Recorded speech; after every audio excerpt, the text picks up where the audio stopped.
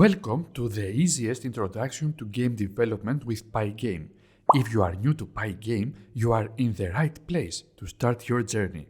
In this video, I'll guide you through the installation process of pygame on your Windows computer, and we are going to build a simple pygame project from scratch. We will be using Python and pygame to develop a basic pygame program featuring a moving ball. We can change the direction of the movement of the ball by pressing keys on the keyboard. The entire procedure is very easy and should take no more than 20 minutes. Without further delay, let's get started. First of all, we're going to install Python and pygame. If you haven't installed Python on your Windows computer, all you have to do is to visit this website and from the downloads, download the Windows version of the installer. After the download is complete, double-click on the installer and then, before pressing the Install Now button, check this checkbox, Add Python.exe to path. This is very important. Don't forget it. We can now press the Install Now button and Python will be installed in our system. The next step is to install pygame. Pygame is a Python library used to create games and multimedia applications. To install the pygame library, all we have to do is to open a terminal window and type the following command: pip install pygame. With the pygame library installed, we can now verify that it is working correctly by running a simple test script. To do this, we create a new folder. Let's call it mygame, and then we create a new Python file in it and we name it main.py. Now we can open this file with our favorite editor. I will be using Sublime Text in this tutorial. In Sublime Text, you have to go to Tools, Build Systems, and select Python as the build system. Now we can start writing code. Inside the file, we have to import pygame by typing import pygame. Next, we have to run the program to see if pygame is installed correctly. In Sublime Text, simply press Ctrl+B to run the program. If you see the message pygame, our installation is working fine. That was easy, wasn't it? Before we start writing code, it is important to understand the structure of a game. Every game consists of two parts. The first part is the part where we define our variables and game objects, and we create the game window. In today's example, we will only have one game object to keep things simple, a ball. The second part of the game is the game loop, which is responsible for checking for user input, updating the positions of the game objects, checking for collisions, and drawing the game objects. The game loop is like the heartbeat of the game, running repeatedly until the game is closed. So in today's example, in each iteration of the game loop, we will check for user input from the keyboard, update the position of the ball, and then we will draw it at its new position. All this will happen so fast that it will appear as a continuous movement. So let's start writing code. First of all, we need to initialize pygame, so we type pygame.init. Then we create the game window, which in pygame is called the display surface. A display surface is like a black canvas where we can draw our game objects. We need to specify the width and the height of the game window. I'm going to use a size of 800 by 800 pixels. Let's create the display surface. First, let's create two variables to hold the screen width and screen height for our game. Screen width equals 800. Screen height equals 800. Now we can create the game window. Window is equal to pygame.display.setMode parenthesis, and again parenthesis, screen width, screen height. This line of code creates a display surface object named window. The setMode method takes a tuple as an argument. The first value is the width and the second value is the height of the display surface, our canvas. Now that we have created the game window, we need to give it a title. We do that by using the setCaption function. pygame.display.setCaption parenthesis quotes my first pygame game. Now let's run our program for the first time. As you can see, a game window has been created, but it is closed at once. Why is this happening? The computer executes the code line after line. So, at first, it creates a game window, and then the program ends, so the window is closed. We haven't done anything after this line of code. So here, let's implement the game loop. The game loop consists of three parts. First, event handling. First, we need to check for any events that occur in the game, such as quitting the game, a key pressed on the keyboard, etc. Second, updating positions. Next, we update the positions of all the game objects. We only have one object today, the ball, so we're going to update the position of the ball at each frame. 3. Drawing objects. Finally, we draw all the game objects in their new positions on the screen. This step uses the Raylib graphics function to render the objects on the display. We just have to draw the ball at its new position. Now, let's implement these three steps. Let's write a comment first. Game loop. We start the game loop with a while loop like this, while, true, colon. Now, inside the game loop here, let's enter some comments to help us organize our code. As we said, the game loop consists of three parts. First, event handling goes here. Second, updating positions of game objects goes here. And third, drawing the objects goes here. It is important to note that before running our code, we need to ensure that the code inside the while loop has been fully written. If we run the code at this point, the while loop will run forever, since we have not defined a way to stop its execution. So, in the next step, we will add the necessary code to stop the while loop. For event in pygame.event.get parentheses and a colon. This line of code gets all the events that pygame recognizes and happened since the last time the while loop ran and puts them in a list. Then we loop through the list of events and check if any of the events is the quit event. The quit event is when we click on the close button of the window. If the event is the quit event, we break out of the while loop. If event.type equals pygame.quit in capitals, colon, pygame.quit. And then we have to close the program completely with the command sys.exit parentheses.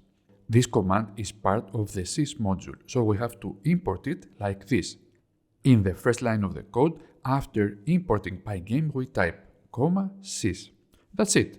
Now we have defined a way to exit the game, but we need a couple more lines of code before running our game for the first time. We have to update the game window with this line of code, pygame.display.update. This line of code takes all the changes we made in the game objects and draws a picture from them. Since we haven't created any game object yet, this line just draws a black screen. Lastly, there is something else we need to do. We have to define how fast the game should run. We do so by creating a clock object before the game loop. Clock is equal to pygame.time.clock. Now we need to use it inside the game loop. We have to tell the clock object how fast the game should run. We do that by using the tick method. The tick method takes an integer as an argument, and that integer is the number of frames per second that we want. I'm going to use 60 frames per second. So, after this line, which updates the game window, we type clock.tick parentheses 60. That's it. If we don't define a frame rate for our game, the computer will try to run the game as fast as it can. So the game speed will depend on the speed of the computer. By defining a frame rate, we make sure that the game runs at the same speed on every computer. For this game, we define that we want to run this while loop and update the game window 60 times per second.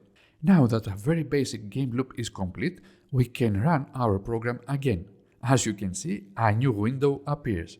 It has the correct dimensions, 800 by 800 pixels, and the title we defined. It is all black. There is nothing inside it, because we haven't drawn anything yet.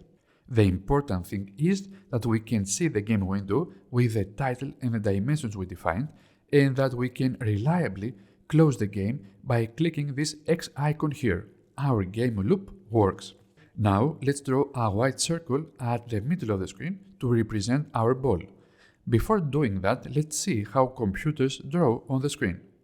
We just created a game window, and to draw on it we use a coordinate system similar to the one taught in high school. Each point on this window has its unique x and y values. The coordinate system used in computer graphics differs from the standard Cartesian coordinate system taught in high school. In computer graphics, the origin of the display is located at the top left corner, with 0, 0 being at the top left. In contrast, the standard Cartesian coordinate system starts from the bottom left corner, with 0, 0 being the origin. In this system, the x-coordinate increases as we move to the right, and the y-coordinate increases as we move up.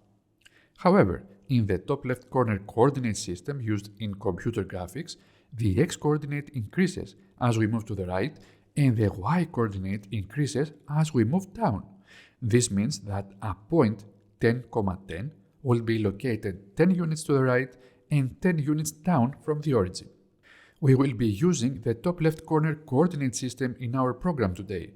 That's why it is important to understand the differences between these two coordinate systems. Now, as we said, we need to draw a circle at the center of the game window. What are the coordinates at the center of the game window? The window we created is 800 pixels wide and 800 pixels high.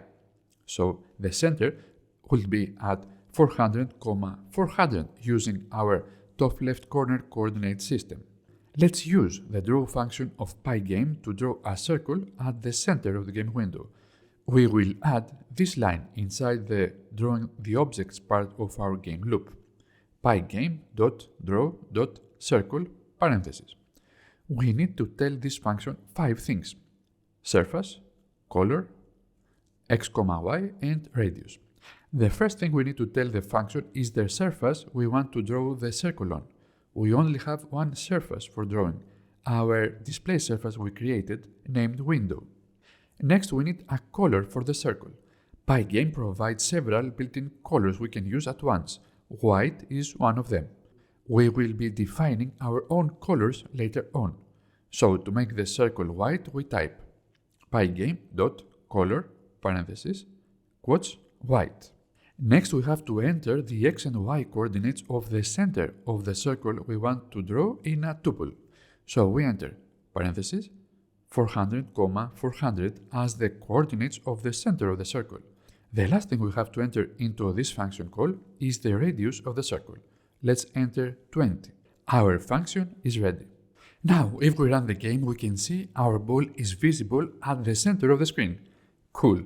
Now, let's make it move. First, let's make it move to the right. It is easy. At every iteration of the game loop, we just have to alter the x-coordinate of the center of the circle.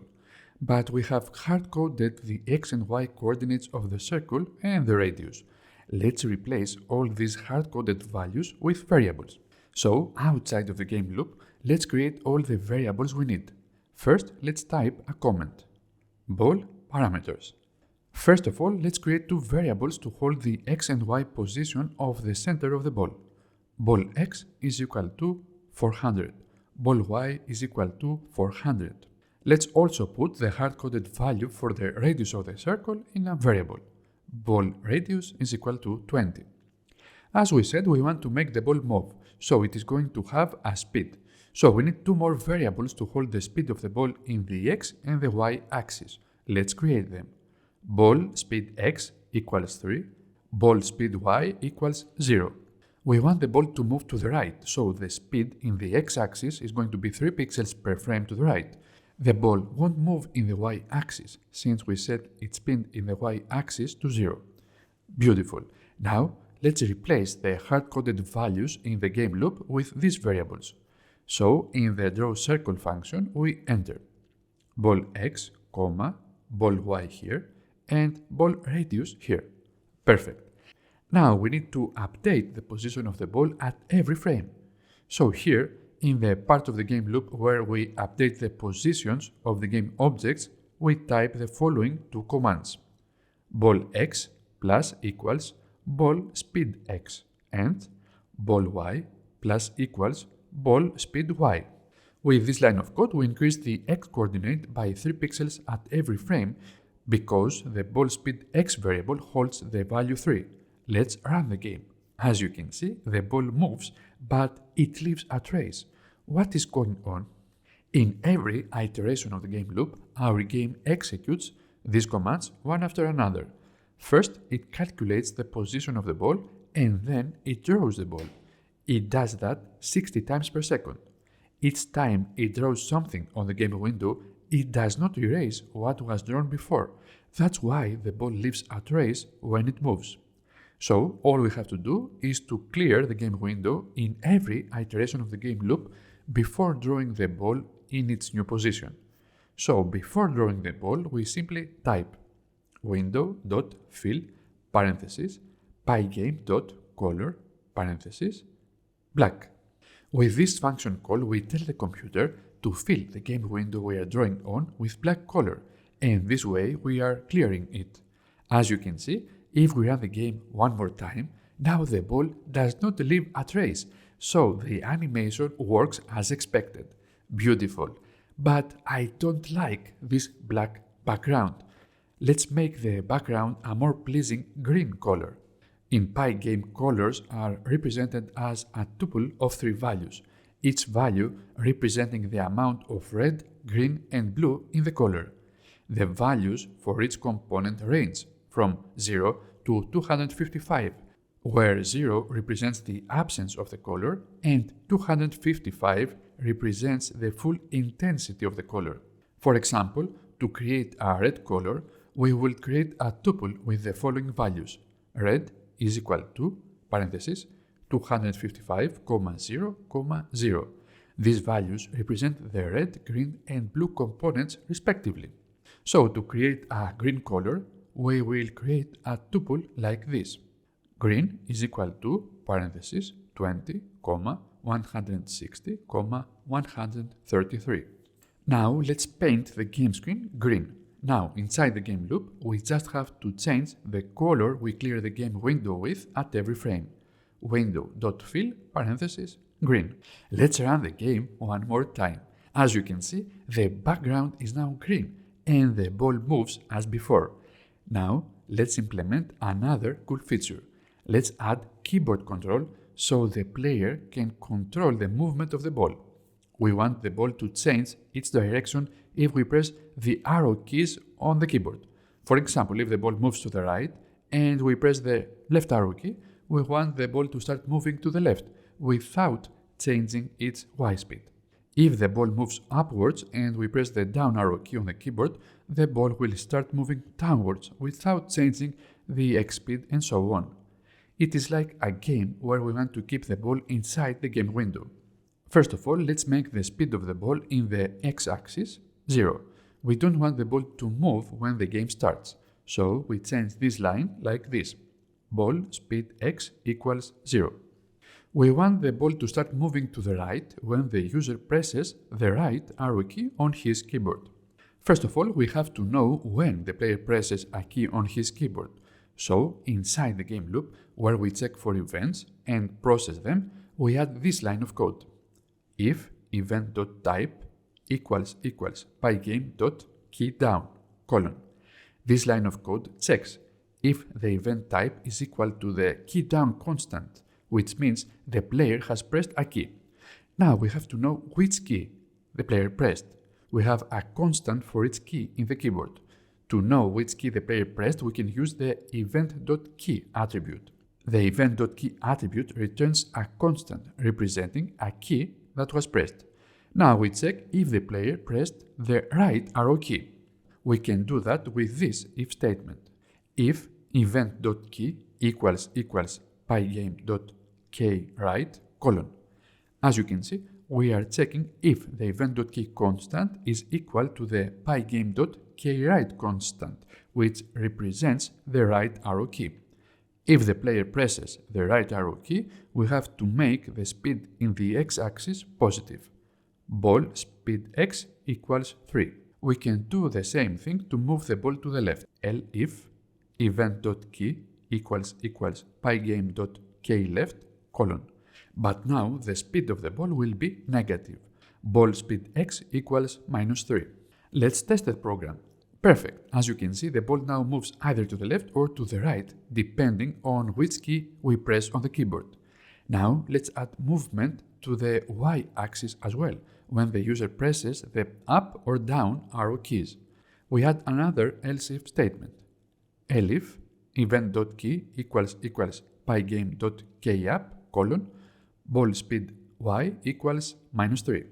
When we want to move the ball upwards, we make the speed -3. Why is the speed negative and not positive? As we said before, the origin of the game window is the top left corner of it. So the top left corner of the game window has coordinates 0, 0. So if we want to move down in the y-axis, we have to increase the y-coordinate. And if we want to move up, we need to decrease it. That's why we make the speed in the y-axis negative when we want to move the ball upwards.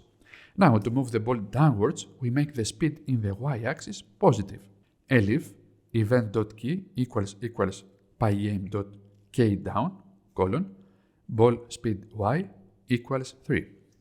Beautiful. Now, let's run the code. As you can see, the ball moves and we can now change the direction of the movement by pressing keys on the keyboard. Very cool.